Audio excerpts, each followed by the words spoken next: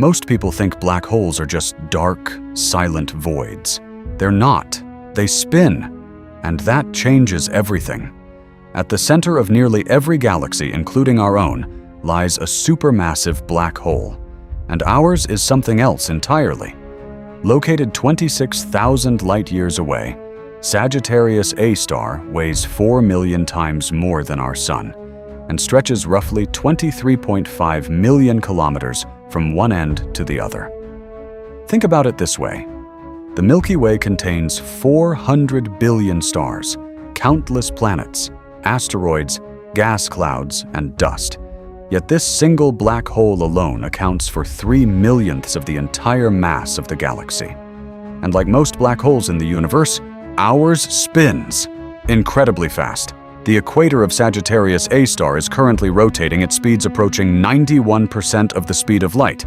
That's roughly 2,728 kilometers per second. Can you even picture that?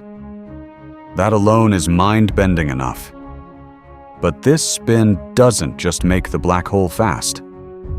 It warps the singularity inside it, twists the fabric of space-time around it, and may even turn its center into a portal leading to other universes. Let's take a look at how. In late 1915, Albert Einstein published his general theory of relativity, triggering a revolution in physics. Just 1 month later, in January 1916, German physicist Karl Schwarzschild managed to find an exact solution to Einstein's equations, mathematically demonstrating that a singularity exists at the center of black holes, and that the reason black holes appear pitch black is because they create a region in the fabric of space-time with such an overwhelming gravitational field that not even light can escape. We call this boundary the event horizon. At first, the full implications of this weren't entirely understood, but thanks to later contributions from physicists like David Finkelstein and Roger Penrose, our understanding of what black holes are and what they should look like improved dramatically. I should also mention, Schwarz means black in German, and Schild means shield. Honestly, I can't think of a better surname for the person who would produce the modern mathematical solution for black holes. To this day, we call the distance from the center of a black hole to its event horizon the Schwarzschild radius. As I've explained before, it's not just black holes that have a Schwarzschild radius. Everything with mass does. If you could compress any object down to its Schwarzschild radius without changing its mass, you would turn it into a black hole. Earth's Schwarzschild radius, for example, is about 8.7 millimeters, roughly the size of a marble. If something could compress Earth down to that size, it would instantly become a black hole. Remarkable, isn't it? Sadly, Schwarzschild, who discovered all of this, died in May 1916, shortly after his famous paper was published, from a disease called pemphigus he contracted while fighting as a German soldier in World War I. Had he lived, there's no telling how many more groundbreaking contributions he might have made. Anyway, the non-rotating electrically neutral black holes Schwarzschild described were already a magnificent discovery, offering yet another stunning example of just how powerful general relativity is as a theory. The problem was that this solution didn't correspond to any realistic physical object. Expecting to find a non-rotating black hole in space is frankly unrealistic. As I've explained before, objects inherit the angular momentum of the matter that forms them. Since black holes typically form from the deaths of stars that are already spinning, black holes are essentially born spinning. And on top of that, over their lifetimes, they continuously swallow matter. And since the momentum of that matter must be conserved, it gets transferred to the black hole, making it spin even faster. Physicists knew this from the beginning, of course, but they couldn't describe a rotating black hole even if they wanted to. Solving Einstein's field equations exactly is not something just anyone can do. They are extraordinarily complex. The reason Schwarzschild was able to solve them so quickly was that he imagined black holes as stationary, symmetric, and uncharged spheres, which let him ignore the spin parameter entirely. These assumptions introduced enormous simplifications into Einstein's equations and made them tractable. But once a black hole rotates, everything changes. For one thing, just like the Earth bulges at the equator as it spins, a rotating black hole flattens at the poles and bulges at the equator, which breaks the geometric symmetry that made the equations easier to solve. More importantly, a rotating black hole has such an immense gravitational pull that it doesn't just spin on its own. It actually drags the surrounding fabric of space-time along with it, wrapping it around itself. The region around the black hole where this extreme warping occurs is called the ergosphere, and the phenomenon itself is called frame dragging. Here's how to picture it. If an object inside the ergosphere were to face directly toward the black hole and just sit there, motionless, with no force acting on it, it would still begin to spiral and rotate in the same direction the black hole is spinning, simply because the space-time it exists within is being dragged along with the black hole. And since space-time itself is moving, everything embedded in it moves too. This is a stunning phenomenon. In fact, this effect also occurs around the Earth and the Sun, and we've actually been able to measure it experimentally. But around lower mass objects, it's extremely weak. Around black holes, it's violent. The first person to conquer the brutal mathematics all of this requires was New Zealand mathematician Roy Kerr, who in 1963 produced the first exact solution describing a realistic rotating black hole. Thanks to his solution, known as the Kerr metric, we began to model what actually happens around real black holes, and our understanding of them took a tremendous leap forward. And this mathematics revealed some extraordinary things. Normally, we say that at the center of a black hole lies what's called a singularity, a point where the curvature of space-time and therefore gravitational forces reach infinity. If you've watched other videos on this channel, you'll also know that singularities are probably not real in any physical sense. They're more likely artifacts of general relativity, hitting its own limits, places where the theory simply breaks down, like the center of a black hole or the moment of the Big Bang, where we enter the realm of subatomic particles and extreme energies that general relativity was never designed to handle. Einstein himself knew this. If we ever manage to reconcile general relativity with quantum mechanics, we'll likely find the mathematics that eliminates singularities altogether. But for now, we continue calling these breakdown points singularities.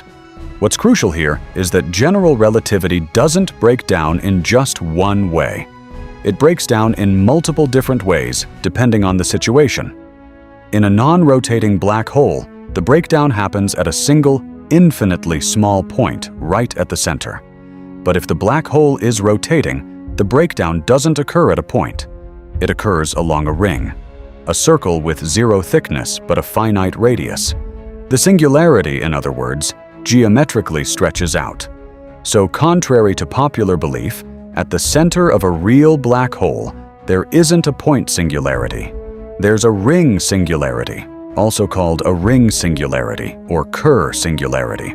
Because the ring singularity has axial symmetry, the extreme tidal forces that would otherwise spaghettify anything approaching the center depend entirely on the angle of approach.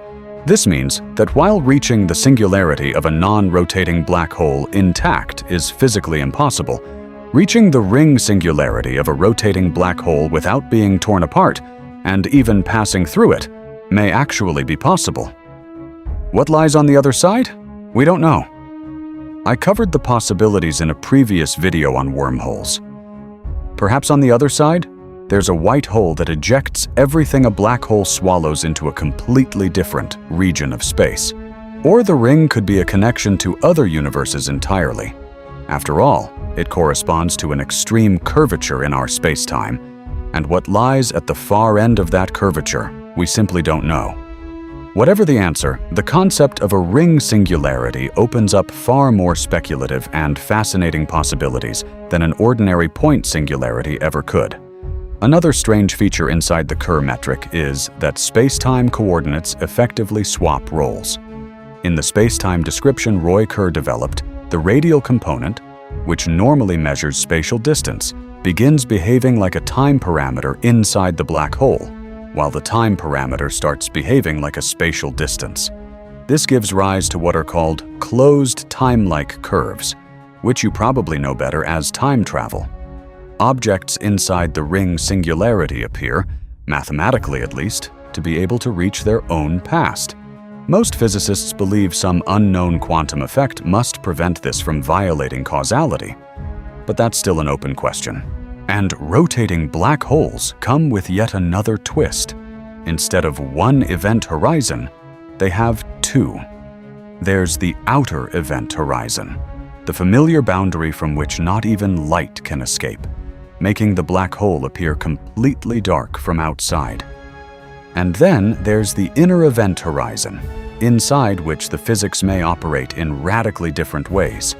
The ring singularity lies within this inner horizon, and we still know very little about what goes on in there. If you want to correct some of the things you probably have wrong about black holes, I'd also recommend checking out our video on the 10 most common myths about black holes. Now, setting aside the things we barely understand, let's return to something we know a bit more about. As everything I've described so far shows, whether a black hole rotates and how fast tells us a great deal about it. A black hole's spin is described by a parameter usually written as A, which takes a value between 0 and 1. 0 means a non-rotating Schwarzschild black hole. 1 means a black hole spinning at the speed of light, the universe's ultimate speed limit. In practice, black holes can't quite reach that limit, but they spin far faster than you might expect. Most black holes spin at somewhere between 70% and 90% of the speed of light. The maximum speed a black hole can realistically reach is thought to be around 99.8% of the speed of light. Sagittarius. A star, the black hole at the center of our galaxy, spins at between 84% and 96% of the speed of light. That is an absurd speed, genuinely so. Relative to the overall rotation of the rest of the galaxy, this is extraordinarily high. We would expect it to spin slower. Astronomers believe this elevated spin is connected to a merger, as I also mentioned in a previous video about Gaia BH3, with a galaxy called Gaia Enceladus, which merged with the Milky Way roughly 9 billion years ago.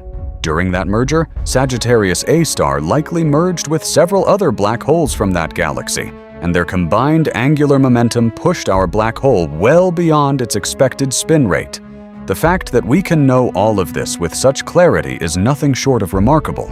But this spin doesn't only affect the black hole itself, it also affects the behavior of objects orbiting around it. Normally, stable orbits around a black hole have a minimum radius. This limit is typically around 3 times the black hole's Schwarzschild radius. For example, if Sagittarius A star were stationary, a stable orbit at roughly 3 times its radius, about 70 million kilometers, would keep you circling the black hole indefinitely, neither falling in nor flying away, just like the planets orbiting the Sun. You can orbit farther out too, of course, but the innermost stable circular orbit, creatively called the ISCO, sits at 3 Schwarzschild radii. Now, if the black hole is spinning, and if the ergosphere is dragging the surrounding space-time along with it, and if you're orbiting in the same direction the black hole is spinning, then the ISCO moves closer to the black hole. You can think of it as a kind of centrifugal resistance. The dragged space-time provides extra support against infall for objects co-rotating with the black hole. If you're orbiting in the opposite direction, the ISCO moves outward, farther than 3 radii. So how close can the ISCO actually get? Technically, for a sufficiently fast-spinning black hole, stable orbits can extend all the way to the event horizon itself, or even inside it. There's no theoretical barrier preventing this. And here's where things get truly strange. Black holes are black, precisely because not even light can escape them. But if a stable orbit exists inside the event horizon, then light at the right energy could potentially escape the black hole.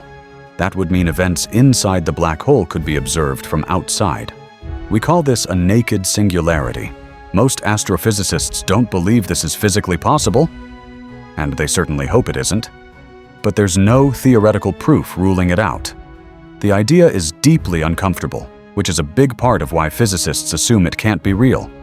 And to be fair, we've never observed a black hole spinning fast enough to produce one. Finally, let's understand how an object that falls toward a rotating black hole, even one with a stable orbit inside the event horizon, could potentially escape, and then we'll close out this video. The person who proved this could happen was the great physicist Roger Penrose. Thanks to his calculations, we now know that if an object falls into the ergosphere of a black hole and at precisely the right moment, with precisely the right energy, splits into two pieces. One piece falls into the black hole, while the other gets ejected outward with more energy than the original object had. Since energy must be conserved, that extra energy has to come from somewhere. It comes from the black hole itself. The escaping piece essentially steals energy from the black hole's rotation. As a result, the black hole slows down by exactly the amount of energy it gave away. Do you see what this means? If we could set up a process that repeated this cycle over and over again, we could technically turn a black hole into an energy machine. This is exactly why, in the Kardashev scale video, I mentioned that a Type 3 civilization could generate energy using black holes, through precisely this mechanism. It's an extraordinary idea, and it's entirely real. Eventually, of course, your rotating black hole would lose all its rotational energy and settle into a Schwarzschild black hole. Still a black hole, but a stationary one you can no longer extract energy from. But before that happens, you could generate absurd amounts of energy. Enough to power an entire galactic civilization. To put it in perspective, the total extractable energy from the black hole at the center of our galaxy could theoretically meet Earth's energy needs for a quadrillion times a quadrillion years. Or think of it this way: that energy could sustain 1 trillion Earths for quadrillions of years. So, rotating black holes are far, far more interesting than their stationary counterparts. And we expect virtually every black hole in the universe to be rotating. These black holes will keep spinning long after everything else in the universe has gone dark. They will be the last things in existence with any energy to speak of.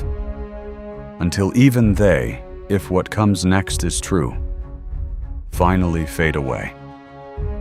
See you in the next video. Take care.